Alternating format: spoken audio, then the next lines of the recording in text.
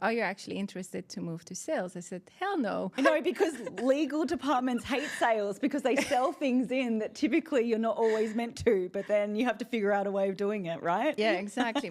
Hello and welcome back to She Leads the Way. I'm Nikki Bedford and today our guest is Faranak and she is the Director of Global Strategic Initiatives at Google. And today's conversation, we're going to talk about her personal growth, AI, cloud computing, as well as being a woman in business. Faranak, welcome to the show. Thank you for having me. It's so exciting to be here. I'm so excited to have you here. I was trying to think actually when I saw you last, and I think it was I delivered a workshop at Google for the women at Google actually, but it would have been last year now, would it? Yeah, it goes so fast. It goes so and fast. then we met each other at the yes. in the building, and I was like, hi. No, but you were like, oh, hi, Nikki, it's me, Faranak. I'm like, I know who you are. So, yeah. So let's kick it off. Firstly, I'd like to talk about you have so much experience, such a diverse background. Not only have you started your career in law and then you moved into sales, but you've also worked all across the world, China, Europe, Middle East, Africa. Can you tell us about that experience and also how that has shaped your leadership style? Yeah, let me start on the beginning. So I grew up in Iran and we moved to the Netherlands and I studied actually there. So my cultural background and the way I'm shaped was always through two cultures, the Persian and the Dutch culture. The directness of the Dutch I have very much in me, but then the Persian culture is very open and welcoming to others. So having the directness with the Persian culture was very nice to have when I grew up. And as I was starting to work, you work with many nationalities, so you learn a lot from the other cultures. Being open and understanding other cultures defines actually your leadership and how you perceive others and how you are actually working with others.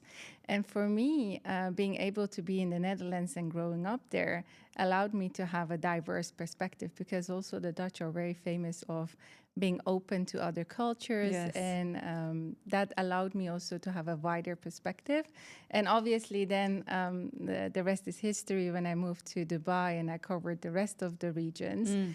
And for me, the most important learning was when I actually moved to China and had a complete different experience on working with different cultures. Yeah, wow. How was that experience? I've been to China once when I was younger. I did the Great Wall, but I haven't spent a lot of time. It's only what I have read and seen in media. Yeah. What was your experience like? It was tough for me because I had to blend in a culture where not everyone speaks well English. Yes. At the office they would, but then with some customers you would not be able to communicate. So how do you actually build a trusted relationship? How do you build a partnership?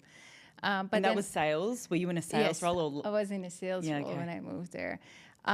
So it was tough when you can't actually communicate, but then you learn that building relationships is super important and having a trusted relationship with the management over there. That allowed me to actually be able to make an impact and an influence to the, I was at that time at SAP. Yeah, that's incredible. Before we move on to your role at Google, I'm so interested to understand, but coming from law, what made you move into sales? Because that sort of transition in the workspace is, I would say, more rare. I mean, anyone can do anything, but law to sales, I would say that's quite rare, wouldn't you? Yeah, it was also a deep step for me and totally out of my comfort zone. But it started actually when I was at SAP and I was heading the legal department there. And we started doing a lot of massive contract negotiations with large companies like Shell and Heineken. But somehow I rolled up doing also the commercial negotiations while I was at legal. And that kind of got spotted by, at that time, the leader that was leading also the global strategic initiatives at SAP. So she called me one day and said, I think you can do more than being the legal counsel on deals. because you have this ability to also do other things. Are you actually interested to move to sales? I said, hell no. I know, because legal departments hate sales because they sell things in that typically you're not always meant to, but then you have to figure out a way of doing it, right? Yeah, exactly. But I was always business savvy, and I did international business law. Hence, I think I was one of the lawyers that was more interested into business than the pure legal assessment and the risks. And if you do commercial contracting, you're more into the commercial way of doing things and more close to sales. And I think that was the main reason for me to move to business, because I wanted to actually be involved in the early stages of a partnership. Yes. Where you set the strategy, you actually then see what is the commercial construct that would win the customer over, and then is the negotiation and closure, right? So for me, it was the interesting part of being more engaged in the early space. Yeah, okay, interesting. So someone within SAP, your current organisation, saw your potential for sales and brought you in or suggested that you move, and then you moved. Yes. Amazing. And how did you find it when you did make that transition? Because it is so different, right? I mean, I come from a sales background, so I have nothing but love, but I also know the conversations that we would have with legal. And yeah, so did you love it when you moved into it? Were you like, what is this cowboy city? The first 6 months were hard. I can't say it was easy, but also, for instance, making a cash flow and the first MPV calculations, I was like crying. What is this? I have never seen this complexity. But then as you move along, and I had great mentors and people that guided me through the process, it's easier to learn. Yeah. But yeah, the first 6 months were hard. I'm not going to deny it. And then you just fell in love, and the rest is history. Yeah, because I really love negotiations. And for me, combining your legal background with sales, it's a winning factor. I think that, yeah, definitely. So then I guess that brings us to your role now at Google, Director of Global Strategic Initiatives. Can you tell us about how you got into working for Google and what your role is? Yeah, it's interesting because one of the executives that used to work at SAP come across to Google Cloud, and he set up a similar organization within Google Cloud called the Global Strategic Initiatives. And within that team, you actually work with very talented team members that set the strategy, commercial structure, negotiation, and closure of the largest partnerships around the globe. And I'm very fortunate to actually been able to be part of Google, because it has broadened my horizon much more versus where I was at SAP in terms of how tech savvy we are in Google, and how much I love being in the heat of the change. And it's changing every week now. Yeah. So yeah, that was very interesting for me. But in terms of the job, it's really working on larger strategic partnership deals. And you love it? I love it. Yeah. I really love it. I think, just working closely with Google, the energy that Google brings when you're even in the office or the people that you meet, there is just such a culture of making sure that you're helping the people around you, but it's also so highly driven in what is future focus and how are we going to get there. Can you tell us about Gemini and what Google's working on in this space? Yeah, what I love about our Gemini model is multimodal, which means that it can actually understand you, but also you can talk to it. Yes. And it has a lot of progress on productivity, but also for developers. It's a streamlined process for them if it's on Google Cloud. You have the developer aspects, and it's streamlined with all the apps, which makes it super interesting and easy to work with. And I don't know if you have seen any of the demos, but it allows you to actually talk to Gemini and get meaningful answers, not only on research that you need to do. So if you need to do research on a company, you could do that. But also like asking for input on how should I address this. I really find it fascinating on how deep it is and how much you can ask it, and you can even upload videos to it to ask like, here's the podcast of Nikki, can you give me a short description or even a summary of it? Yeah, awesome feedback. It's interesting because the direction that Gemini is going, especially when it comes to the voice aspect of it, you don't really need as many friends because you can genuinely interact with Gemini as if it was a friend, because that's the way that it conducts its answers as well. But it also takes, I mean, we know AI takes everything from all of the places and then gives you something that's quite streamlined and informative. It's incredible how you can do that in real time. So even things like preparing for meetings, if you want to prepare for a meeting or understand more about someone, as you said, you know, she leads the way, then Gemini can come back to you and give you a summary. It just blows my mind, all of this technology. So can you tell me how AI is integrated within your role in strategic initiatives at Google? Yeah, most of the companies that we now work with want to understand what Gen AI can do to optimize their business, reduce costs, but also what kind of initiatives they can actually do with us to enhance their portfolio even more. And some of the companies, we embed our Gemini into their products, like Samsung has now done with their phones. Yes. That's quite unique, and that's what we do in the consumer area. But then you have also customers that want to build like the most advanced AI innovation hubs. And that's quite interesting as well, because they want to come up with their own language models and enhance their own data sets into Gemini. Yeah. And if you do that, that's like massive. That is what you can get out of Gemini with their own data set. And the interesting part of it is you can ground the data so it's not hallucinating, and making sure that from a business perspective, you get more out of it because it's trained on your specific data. Interesting. So do you find that it's better, like with other companies or perceived competitors or other tech companies are actually coming together to ensure that the advancements of AI are happening quicker than if they were to all do it individually on their own? I think a lot of companies are still working in silos, and they don't want to share their technology advancement because AI is perceived as the biggest competitive advantage of companies right now. Yeah. Hence, whoever is faster in terms of coming up with their models is the winner. But what I do love about Google is the openness. Our platform allows for any language model to be hosted, and we have around 130 models that are on the Vertex AI platform. So yeah, that makes it open for others to collaborate on. Amazing. So cloud computing is another critical area for Google, and it's one that you work very closely in because you're within the Google Cloud team. Yeah. So can you tell me a little bit about what you do in this space and how it's progressing? What is the future of the cloud? I think for a lot of members that are already on cloud, they know the benefits of reducing cost and optimizing operations and getting the most benefit out of it. But there are a lot of companies that have still on-premise and have their own data centers. It's shocking to me to understand that there are a lot of customers that do that, because it reduces the scalability and how fast you can actually move to the latest technology. So yeah, we do have a lot of customers where we embark on a journey of how can we actually migrate you to the latest technology on cloud. And do you say that because people are not only using the cloud, but they're using other cloud platforms as well?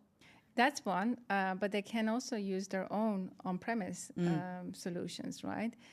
So you can host it with our competitors. Yes. But some of them are still on-premise and have not moved to the cloud because of the sensitivity of the data. Okay. Or they feel like they want to have more control over where the location of the data center is. It's more in the Middle East, I would say, that they really want to have control over where the location is, and they still have their own data centers. But in Europe, obviously, it's so well advanced. And you don't let me start about US. I mean, that everybody is already on cloud. Yeah, definitely. And do you think that some of the hesitation is around the privacy and security of the data? Exactly, but also national interest, right? Where they want to make sure that other governments don't get access to it. Yeah, of course. Yeah. Interesting. We're going to pivot a little bit now into mentorship, which I know is something that you hold very close to your heart. It's also such a big part of Google. I'd love to know more about your experience and also how you see the future of mentorship, particularly when it comes to women in business.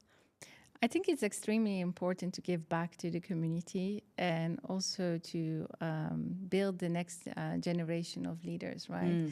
And the only way you can do it is by opening up what you have learned to others.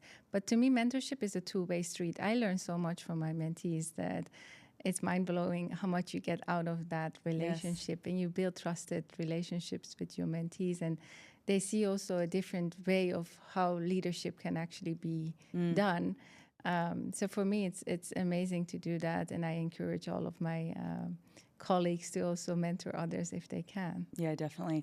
I think for me personally, when it comes to mentorship, and as we speak about women in business, there is also such an importance on the sponsorship aspect as well. So it's one thing being able to mentor and nurture, but then also making sure that you show up when women are in need of opportunities. I feel that particularly when it comes to this region, we do an incredible job of networking, always being able to put people in touch when opportunities arise. And I feel that that is something other regions may need to place a greater focus on. I've worked in a couple of other regions, Asia Pacific, been in the US, and there has never been more opportunities provided to people than in this region based on the openness to connect people. You know, women, as they start out their careers, being mentored, I feel like we should, place a focus on sponsorship as well. Oh, and at Google, we do that as well. So within the MENA office, there was a sponsorhood program that got an EMEA award. Oh, did it? Yeah, because of how they actually connected people with each other. And it was done on purpose to make sure that people that are in a beginning of the career are actually sponsored by others that are well advanced. And the pure purpose of that is to make sure that when an opportunity arises, the name of that individual is actually mentioned. Yes. Right? Because that's the key difference between sponsorship and mentorship. Yeah, definitely. I love that. That is just the most important thing, because it allows not only what you're teaching someone that they learn it, but you can also help in their progression firsthand by giving them those opportunities as well. Yeah, and for me personally also, I advanced because of the people that allowed me to do other opportunities. So there were other sponsors that allowed me to actually grow within my own role, that expanded my horizon. So for instance, for me, moving to China was something that was done by my sponsor to make sure that I could actually gain other experiences and leadership experience. Have you always been, so I mean, you moved to the Netherlands when you were just a little itty bitty, and then you've since moved across the world. Do you think that your experience there was what drove you to want to travel everywhere else around the globe? Yeah, I think my experience moving to Dubai was the first one that broadened my experience with international cultures. And I always felt like I want to live in a place where I can be myself. And I cannot say I can say I'm a world citizen, right? You can put me anywhere and I feel at home. But the exposure to other cultures for me, especially China experience, was quite different. I can imagine. How long were you there for? Unfortunately, not long enough, because I started working in 2019. Yes. First remotely until your visa is all processed. And we actually moved in September 2019. Okay. And then 2020 is a long story for me personally, because I got stuck in Dubai and then COVID hit. Yeah. So luckily we were outside of China when COVID hit, but that made us Oh my gosh, of course. I didn't even think of that. Yes, and that's actually allowed me to go back to Dubai because of the circumstances at that time. But initially it was planned for 2 years, but because of COVID, unfortunately, it was only 1 year. And do you see yourself staying in Dubai? Yes, for now, yes. But I would never say never. Let's pivot slightly into diversity and inclusion. What strategies or practices have you found most effective when it comes to ensuring that diversity and inclusion is paramount? It starts, I think, with the hiring process. If your panel of people that actually hiring is not diverse, how do you make sure that the hiring process is diverse? So that's one element. And then a continuous training of your workforce to make sure that it's known to people, like, why is it important, right? It's not just a label. Yeah. It's important to make sure that you build the next generation of leaders that are not looking all the same. Yeah. Not in terms of gender, but also cultural differences. And then lastly, I think the employee resource groups that are out there, it enhances the feeling included as part of the organization. So outside of Google, you actively participate in networking or business in women's networks. Can you tell me about some of the initiatives that you've... Yeah, when I moved from the Netherlands to Dubai, SAP didn't have a business women's network. And it was quite shocking to me that they didn't have it, because in the Netherlands it was quite active and it enhanced a lot of women's career. So luckily the HR director at that time was a super sponsor, and she and I set it up in 2017. And now you should see the impact of that group. It's amazing what they have achieved as soon as I left as well. That's amazing. Yeah, but what I'm trying to say is the impact that it has is massive, because it allows for people to expand their network, but also learn, look at your own training that you give. It really enhances the possibilities for women to grow. Yeah, definitely. And so how long have you been involved in women's business networks? I think more than 10 years. Yeah, wow. I really love it. And as I said, I also participate as part of the trainings, because it enhances myself and how I see things and how I connect with people. Yeah, definitely. I think the biggest thing, because I've taught how to network in a couple of my training programs, and the biggest takeaway is always, what is it that you can help other people with? Especially with some of the groups that I've had, people are nervous to go in. I mean, honestly, in this region, people are less nervous because there are networking events all the time. I think the premise of networking events here is togetherness and building that community. But it can be overwhelming for some, especially if they're experiencing them for the first time. But I always say, lead with how you're able to help others. And if you go into any networking opportunity with that in mind, then you'll always flourish and find new opportunities after new opportunities. And I feel there is such a special place for networking events, especially when it comes to leveraging like women and other women in the region as well. Yeah, and we focused a lot also on personal branding. Yes. And especially in the corporate world, people need to know you in order to actually give you significant projects. Definitely. And it all starts with branding yourself in the right way, but also having the content and the knowledge to actually excel, right? So it's a combination of both. You cannot just brag about yourself if you don't have the content. So I always also say to my mentees, make sure that you're on top of your game. And it's harder for women. You need to maybe be 110% rather than 100%. Because we're not always, as women, we're not always, being able to talk about ourselves doesn't always come easily, naturally. But when it comes to personal branding, you need to think about, what do I want to be known for, and how am I going to communicate that effectively? So as long as you've got that in your mind, start communicating that consistently, and then next minute you are the thought leader, you are the top 1%, you are the expert in the field. And it just takes a couple of little bits and pieces. It is hard. It's hard just starting, I think, is the biggest thing. And having the one thing that you want to be known for. Figuring that out. Yeah, that's always a really tricky one. So we're almost finished, but I've got a couple of additional questions. Can you tell us your best piece of career advice that you've ever been given, or based on your own experience? Don't be afraid to take something that is out of your comfort zone, because you never know if it's actually helping you or not. But it's okay to start something from scratch again, because you might see that it's better than what you hoped for. And it can also be something that broadens your horizon. Yeah, I love that.